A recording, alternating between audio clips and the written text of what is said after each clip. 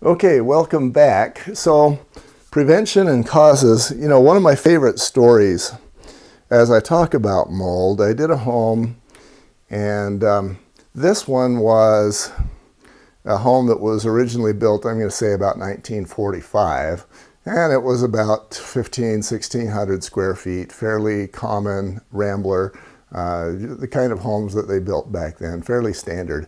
And then in about 1970 or so, they decided that they wanted a few more square feet. So they added on the back side of the house, they added basically just a big square family room. And they didn't really know what to do about how to slope the roof to make it go with the rest of the house, so they just made it a flat roof.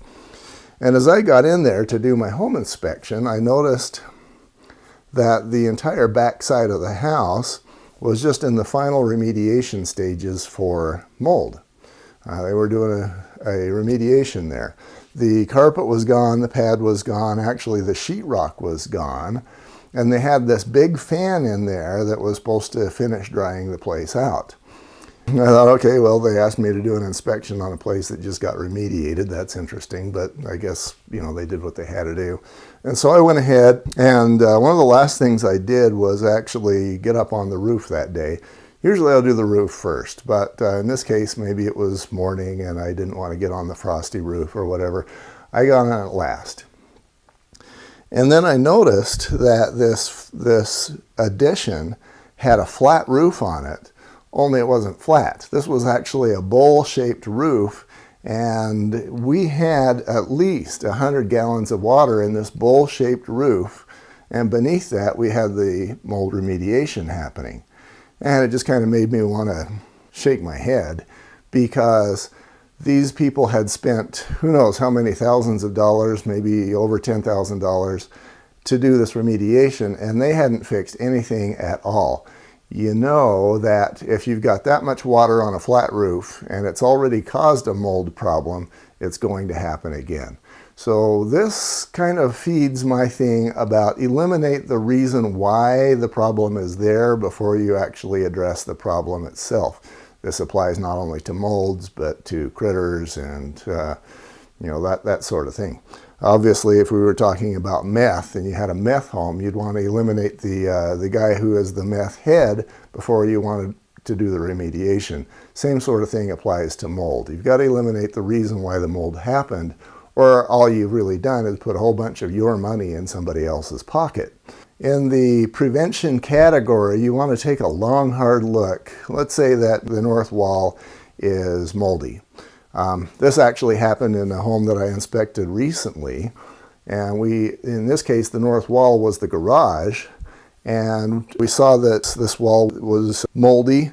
Happened to be underneath the window, and I took the buyer outside. I like to have them with me as I do the inspection. And the roof above there was no valleys, there was no chimney up there, the roof was in good shape, and I actually even knew that it wasn't critters. Then the question becomes, of course, why do we have this mold history there? And what we were able to determine is that the sprinklers were hitting the window.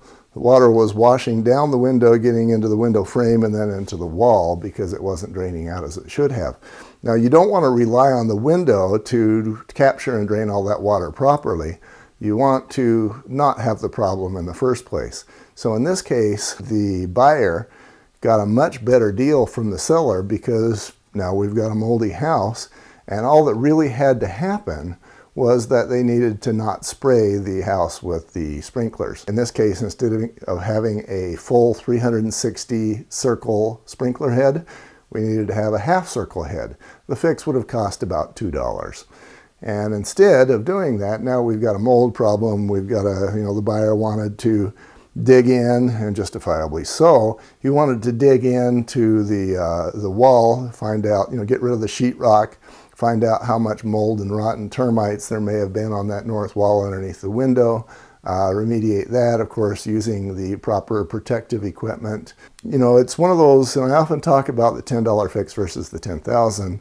In this case, the $10 fix was the cost of a sprinkler head, while the $10,000 fix In this case, it wasn't quite that expensive, but it could easily have been thousands to do this little remediation on that north side of the garage wall. So you want to watch the sprinklers. You want to watch the wet carpet. I mentioned wet, bare feet. Maybe there's kids, maybe they're bringing snow in. Sometimes I see where you'll have wet carpet from a foundation leak.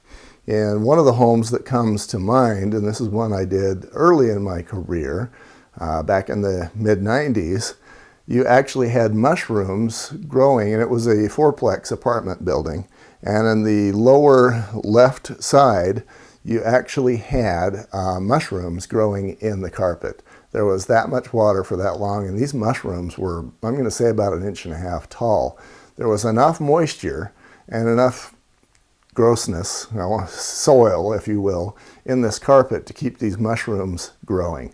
It was kind of gross. And of course, the renters were complaining about sinus issues. They had who knows how many millions of mold spores in there, but that's what they had going. And the reason for that was a poor drainage slope that actually forced water towards the foundation. The foundation was cracked, as they all are, and then water comes in and it starts growing these mushrooms. So that needs to be addressed too. Again, in this case, the $10 fix would have been pretty much $0, and it would have been to have dug out the soil away from the foundation, put it up against the foundation, and force surface water to drain away from the structure. Very easy stuff, but in so many cases it doesn't actually happen. Another way to do prevention rather than remediation is to take a look at your roof. There can be ice dams. Now, actually, in this room here, I'm currently renting this home in preparation of building my own. And in what is now my office slash studio slash man cave, we actually have a mold issue. And I found that out because I have one little corner, again, this is the north corner, where spiders keep greeting me. And being the inspector that I am, I know that spiders often reflect moisture because moisture creates bugs and bugs create spiders. And so I know that where you have spiders or spider webs, you can have those sorts of problems. So I went looking for the water source, and I've realized that it is an ice dam that I predicted when I moved into the house. I mentioned that to the landlord and they kind of grunted, but yeah, we've got water inside the walls. So you want to take a look at those sorts of things when you have molds, is to see if you're getting the water from the roof. I mentioned the plumbing, I mentioned the drainage.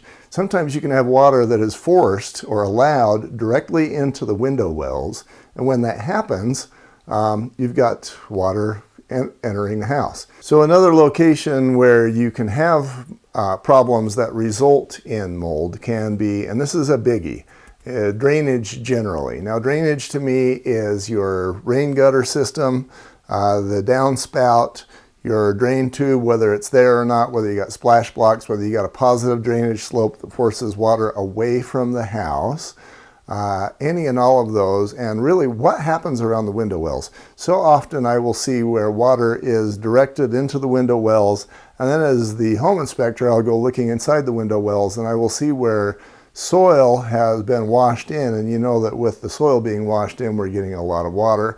You know that there's going to be water inside the basement.